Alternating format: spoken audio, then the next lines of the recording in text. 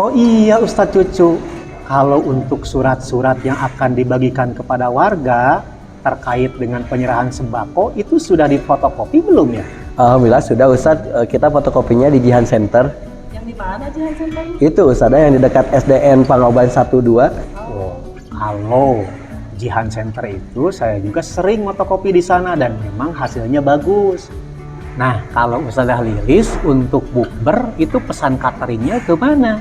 Ya sudah biasa kalau pesan catering itu dari Yaya Catering. Yaya Catering? Ya. Oh, alhamdulillah. Yang di dekat rumah sakit Soreang? Ya. Alhamdulillah. Betul, memang enak sekali. Pak Cucu, Yes, Ustadz. kan Pak Cucu itu fotokopian sudah diambil belum? Belum Ustadz, belum diambil. Kalau belum diambil, sekalian Pak Cucu datang ke penerbit Yudhistira dan mengambil buku yang akan dibagikan kepada anak-anak SDIT Batraan. Siap? Siap Ustadz. Alhamdulillah. Jihan Center Yaya Catering. Yudhistira memang the best.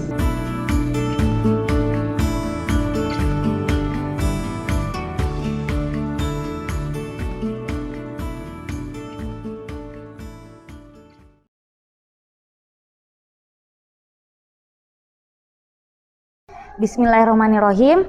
Assalamualaikum warahmatullahi wabarakatuh. Innal hamdalillah nahmaduhu wa nasta'inuhu wa nastaghfiruh wa na'udzu billahi min sururi anfusina wa min syai'ati a'malina.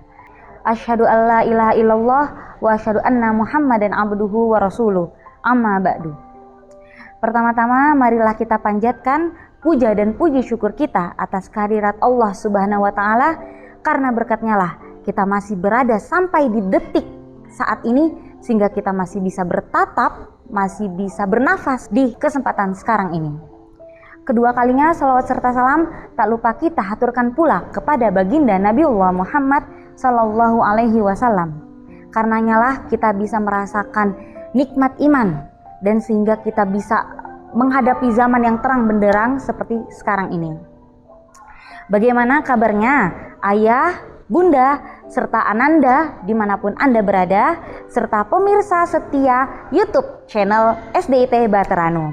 Semoga semua yang menonton pada kesempatan kali ini Allah limpahkan rahmat, hidayah, kesehatan, serta nikmat yang luar biasa untuk menjalani Ramadan. Karena ingat ya, Ramadan ini adalah bulan penuh ampunan, dan tidak terasa ya, sekarang kita sudah berada di penghujung atau akhir di bulan Ramadan. Alhamdulillah, semoga kita bisa memaksimalkan bulan Ramadan ini sehingga kita bisa berkumpul atau bisa memasuki pintu Ar-Royan, yaitu pintu bagi orang yang berpuasa di bulan Ramadan.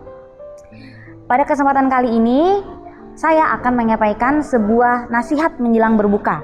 Sebenarnya nasihat ini untuk saya pribadi juga, dan untuk yang mendengar juga, insya Allah ketika ada hal baik yang saya sampaikan, insya Allah ini akan menjadi nasihat juga, yaitu tentang tepatilah janjimu.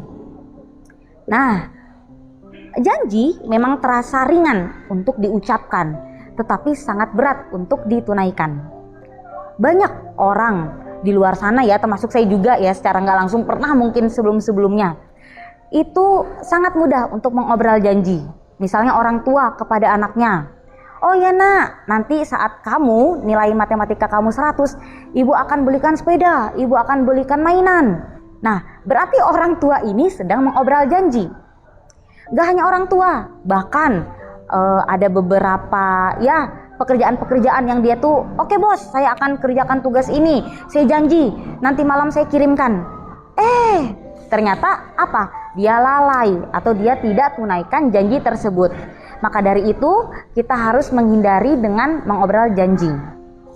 Dan banyak pula orang-orang itu dengan mudahnya dia berhutang, namun menyelisihi janjinya.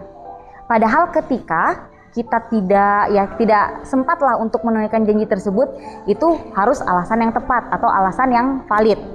Karena kalau kita tidak menepati janji, itu adalah termasuk orang yang munafik. Ingat ya, ada 3 ciri-ciri orang munafik, dan salah satunya adalah yang tidak menepati janji. Nah, kita tidak inginkan pemirsa, ayah, bunda, ananda, serta semua para hadirin, kita tidak inginkan termasuk orang yang munafik. Maka dari itu kita jangan sampai kita melanggar janji atau tidak menepati janji. Nah, janji pun ternyata sudah ada di dalam Al-Quran. Saya akan bacakan suratnya. Ada di surah An-Nahl ayat 91. A'udzu billahi minasyaitonir rajim. Wa aufu bi ahdillahi idza ahadtum wa la tanqudul aiman wa la tanqudul aimana ba'da tawkidiha wa qad ja'altuhullaha 'alaikum kafila innallaha ya'lamu ma taf'alun, yang artinya, dan tepatilah janji dengan Allah apabila kamu berjanji, dan janganlah kamu melanggar sumpah setelah diikrarkan, sedang kamu telah menjadikan Allah sebagai saksimu terhadap sumpah itu. Sesungguhnya Allah mengetahui apa yang kamu perbuat. Nah, ini sedikit saya sampaikan. Kalau banyak nih janji-janji diobralkan dengan kata-kata insya Allah. Misalnya, besok datang ya ke acara ini jam 8 ya. Oh iya, insya Allah saya akan datang di jam 8 tepat. Oh, tolong bawakan ini ya, besok belikan ini ya. Oh, insya Allah saya akan belikan, saya bawakan. Dengan kata-kata insya Allah. Nah, itu sebenarnya janji yang dia tuh telah berikrar. Secara tidak langsung telah bersaksi bahwa oh, saya telah berjanji nih dengan di hadapan Allah dengan ada kata insya Allah, semoga Allah mengizinkan. Nah, tapi dengan kata-kata insya Allah itu kan aku masih insya Allah, kan aku nggak bilang nggak pasti gitu kan. Akhirnya apa? Dia lalai, dia lupa, atau dia bahkan malas dengan menunaikan janji tersebut. Nah, katakanlah yang tadi sifatnya insya Allah saya akan datang jam 8. Ternyata dia datang jam 9 karena misalnya jam 8 dia nggak bisa, tiba-tiba mules, tapi dia telah mengucapkan insya Allah. Nah, insya Allah pula dia dimaafkan karena apa? Karena ada alasan yang valid. Kalau misalnya dia udah kayak aku malas jam 8, asa aku teh masih ngantuk, kayak nanti aja lah jam 9 ini acaranya gitu kan. Padahal dia udah mengucapkan insya Allah atau janji di hadapan Allah itu. Maka dia harus berikhtiar, berusaha untuk menunaikan janjinya datang jam 8. Karena secara tidak langsung dia telah bersaksi janjinya kepada Allah itu sendiri. Sebenarnya janji juga terhadap diri dia sendiri. Nah, saya juga pernah ya mendengar ini sebenarnya kayak alur kidul lah ya. Insya Allah ini ada yang bilang 99%-nya harus dilaksanakan. 1%-nya gimana nanti. Nah, gimana nantinya itu malah orang tuh kebalik. Menganggap 1%-nya itu kayak seolah-olah 99%. Dan nah gitulah pokoknya malah kebalik. Nah, jadi intinya dia melaksanakan janji tersebut tapi lebih banyak ke yang 99%-nya rasa malas.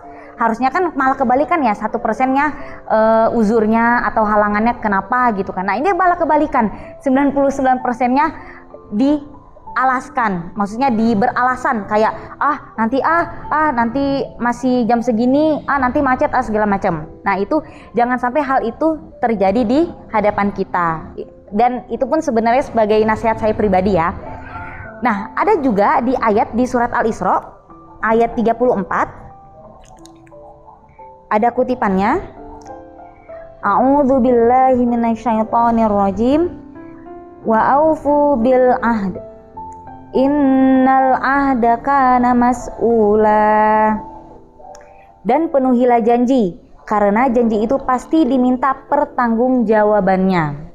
Nah, ini dia pentingnya kita menunaikan janji, itu kita punya tanggung jawab.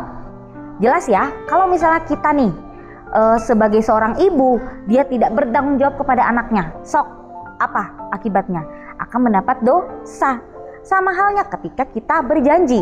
Ketika kita tidak bisa memenuhi janji tersebut, atau kita tidak bisa mempertanggungjawabkan janji tersebut, sok kita dapat apa? Dapat dosa.